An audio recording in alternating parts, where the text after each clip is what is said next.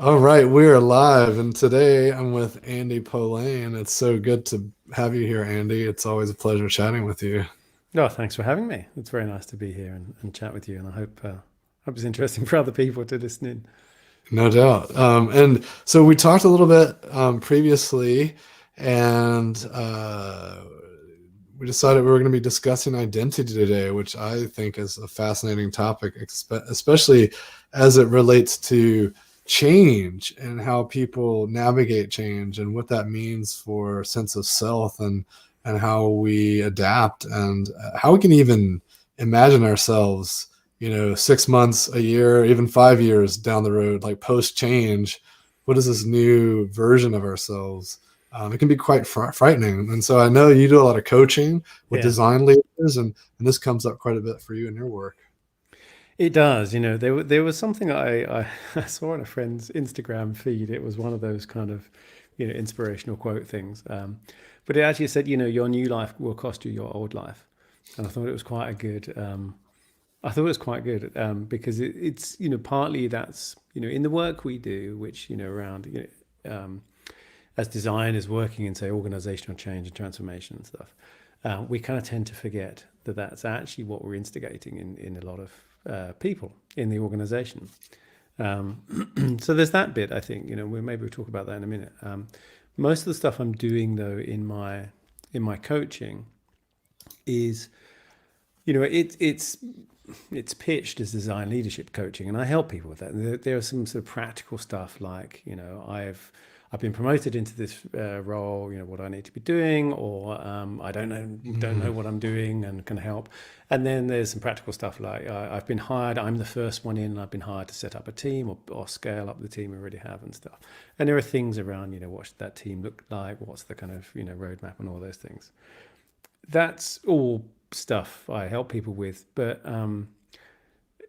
that's not really what the work is. The thing I've really noticed, certainly in the last kind of year or two, a year and a half, is there is a moment in time in your life which converges or coincides with a career moment. There's a midlife moment and a mid-career moment that really overlap in for designers. I think it's probably true of other people. I'm sure this is true of medical people and engineers, and probably true of other professions, where you spend a lot of time in the first half of your career. And so I'm talking up until sort of mid 30s. And most of my coachees are somewhere between mid 30s and late 40s.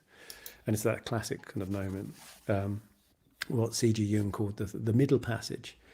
You spend a lot of your time identifying with your craft. I think this has a whole lot to do with education and stuff. And if you decide to go into design, there's a lot of people, when you're 16 or something, there's a lot of people that kind of suck their teeth and go, well, it's not a stable career and all of that sort of stuff.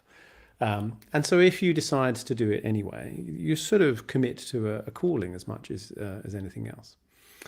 And so I think a lot of the designers lean into their craft that like becomes very much part of their identity, right down to the way you dress and the way you have your kind of home and everything, in a way that I'm guessing, I don't know, I've not worked in a insurance company or something, but I'm sort of guessing there are jobs where the separation between who you are as a person and what you do for a living is much greater.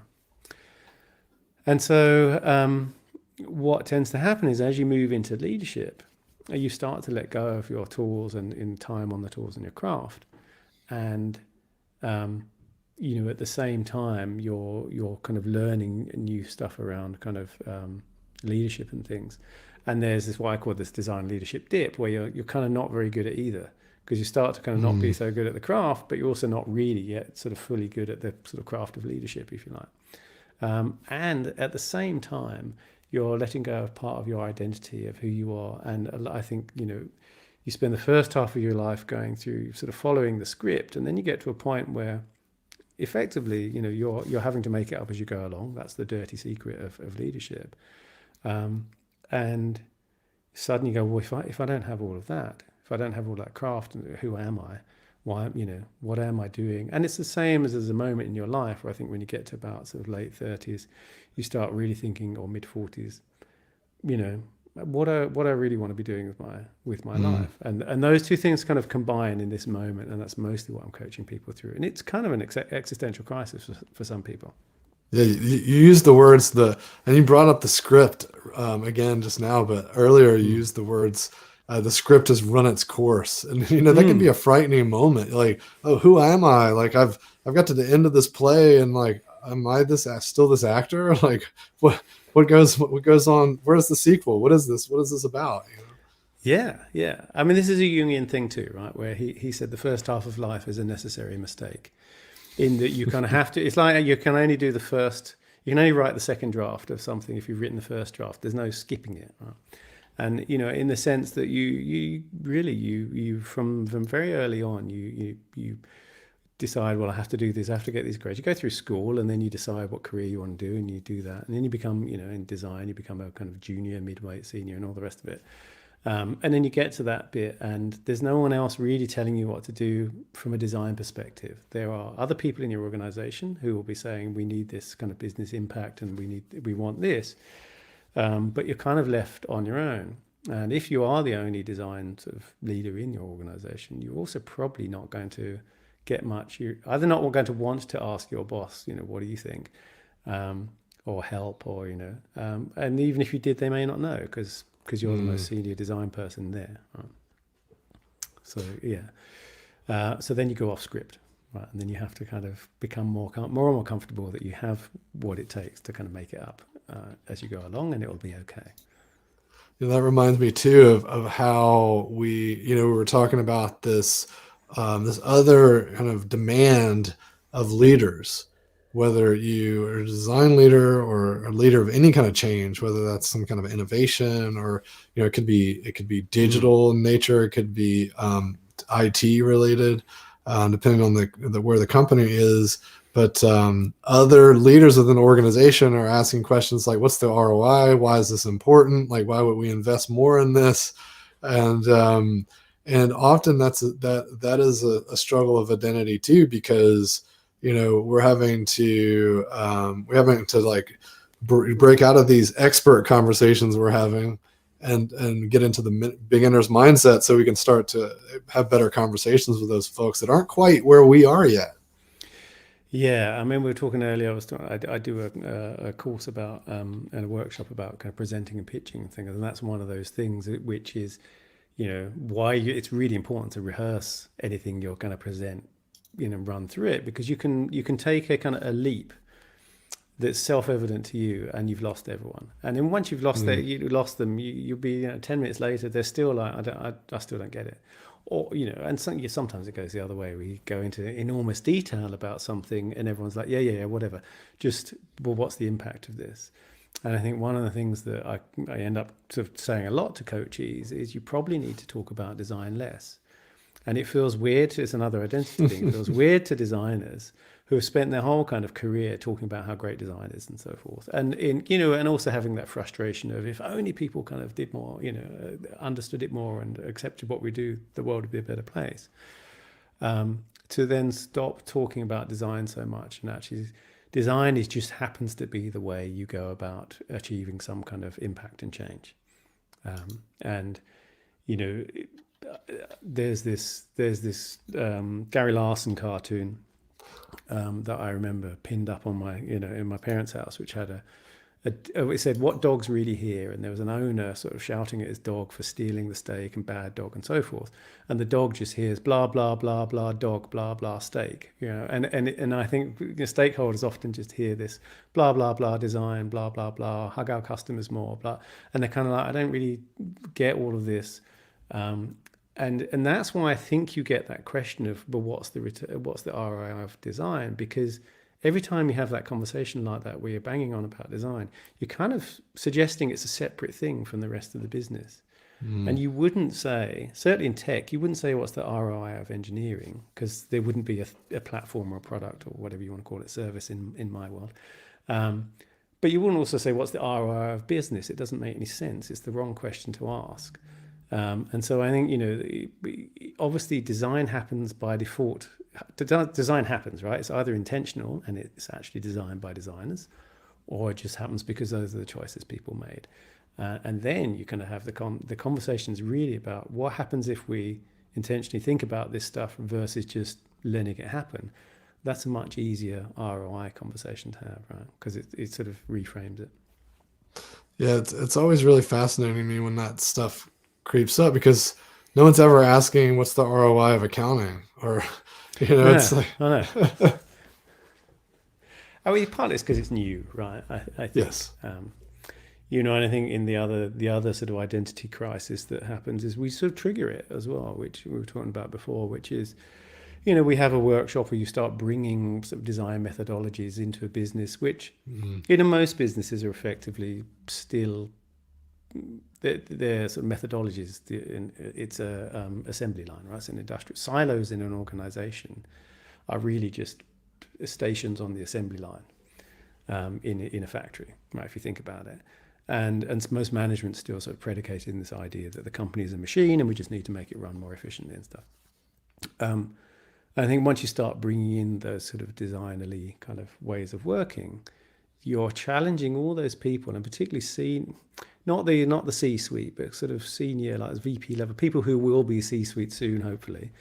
You're challenging all those people who have spent years becoming experts in that organization, and you turn them into beginners again because they don't know any of this stuff potentially, and that's really threatening. And then we get surprised why people kind of block it. It comes back to the identity thing. It's some totally full circle, right? Because this design lead who is now been promoted into even more senior leadership is challenged identity because of they're now out of the tools and they're thinking about this like second part of their career, but their job is to proselytize, if you will, and spread this design mindset throughout the org, and then that challenges the identity of the other leaders because it's like not the way we've always done things. Exactly. So change can shift the sense of self, and like what does it mean if we're not on premises and now everything's in the cloud? That can drastically change the way that I show up and do the work that I do. Yeah, absolutely. Yeah, including our employees now, right? And so I think the thing to recognize is everyone is riddled with fear and anxiety, regardless of their and the more bravado the more kind of someone thinks they know all about it, and pretends and seems to kind of project that, the more chance that they have even greater fears. I mean, look, I don't need to tell you guys in the States of what happens when someone who's got some sort of deeply unresolved complexes inflicts them on the entire population, right? So, I think recognizing that, and I guess my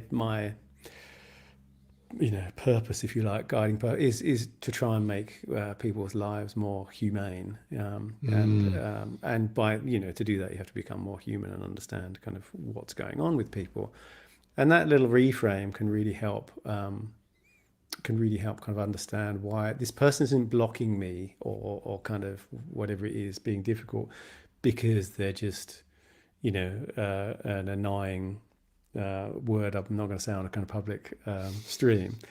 They're blocking me because they're afraid of something. Right? Yeah. If I can work out what it is they're afraid of, then we can have a different kind of conversation. And I think that's designers are very well set up to do that because we hopefully are versed in this idea of what's the problem behind this problem and what's the real need of this person behind the thing that they're saying, because that's our bread and butter, hopefully, of being designers. So the last identity thing I think is, you touched on, is designers, I think, often feel like, in order to become a leader, I sort of have to become a suit, right, and give up my identity as a designer and become a kind of business guy. You can do that, and some people do, and you shift into a different mode, and you literally do give up your identity as a designer, maybe. And it may influence your way of kind of thinking business. But I actually think you then do a slight disservice because the whole point of you being there is that you think differently from everyone else. Or at least you bring that design sensibility and that experience. And if you kind of jettison it all, well, then they might as well just hire another MBA, right? So, you need to hang on to some of it. Yeah, I want to come back to that anxiety piece you mentioned. I think for me, the model was always fear, uncertainty, and doubt. Those are the factors that are at play, right? And And then I think another, if you take that a bit further, and we think about how does that play out, people are, what are they afraid of? They're afraid of having to make a sacrifice. They're feeling like they're having to let go of something they care deeply about, or in this case, we were talking about identity, right? And so for me personally, if I'm able to like just think about, okay, what are they having to sacrifice? What are they feeling like they're having to let go of because of something I'm asking them to do, can really help me be a little more compassionate about how they're acting, right? Yeah, yeah. I think this is true. I think we probably take too lightly what we're asking people to sacrifice. You know, Mm-hmm. there's a sort of metaphor. You know, I love metaphors. There's a metaphor I use sometimes, which is, I think, if you imagine a mountain, at the top of the mountain, there's the C-suite, right? There's the board table, or you know, and all those people are sitting around it, and they're all talking about collaboration, and it all makes sense to them because they're sitting around the same table. But then down the mountain are all these ridges, and the other sort of leadership within those silos, whichever it is, you know, whether in marketing or engineering, or whatever, are kind of making their way up those ridges. And the messages come down to someone who's just about to get up to that plateau where the board is. You need to go and collaborate with that other person on the other ridge. And then, but I have to climb all the way down into that valley again, all the way. I'm not going to do that, you know. And meanwhile, you know, their staff are down in these different valleys, completely separated from each other. They don't even know that the other kind of people exist in the other valley, trying to work, and they get told they need to collaborate with each other, and it doesn't make any sense. And so I think, you know, part of that fear, or part of the things that people are afraid of the sacrifice is, I have to sacrifice my sense of expertise and my standing in this organization to start doing this. You know, Mm. why should I? And for people long term in a large kind of big corporate enterprise, you know, if you've been there for 10, 15, 20 years, well, you know, this too will pass, this design, this will go. I just need to hold on. Right? Yeah, just And gonna then wait it something's, out. yeah, yeah. Unless the world changes, right? Unless there's a kind of, you know, volcanic eruption and everything changes around you. Wow. Yeah. All right. Well, we've gone over a little bit, which is not surprising because it's always a pleasure to dig in with you. And it's a little late for you, so I want to just It's not so bad. It's the end of my workday here today. yeah, So. yeah, no doubt. Well, hopefully you have a lovely evening with family, and it was a pleasure chatting. Definitely, everyone, if anyone listening is a design leader who is struggling with identity and how this new leadership position you find yourself in is questioning that, definitely look up Andy. He's an amazing coach. I can attest to that, and spend some time with him and see if it doesn't help you get some clarity there. So thanks again, Andy. I really appreciate you taking the Thanks time. very much indeed. Thanks for having me as your guest.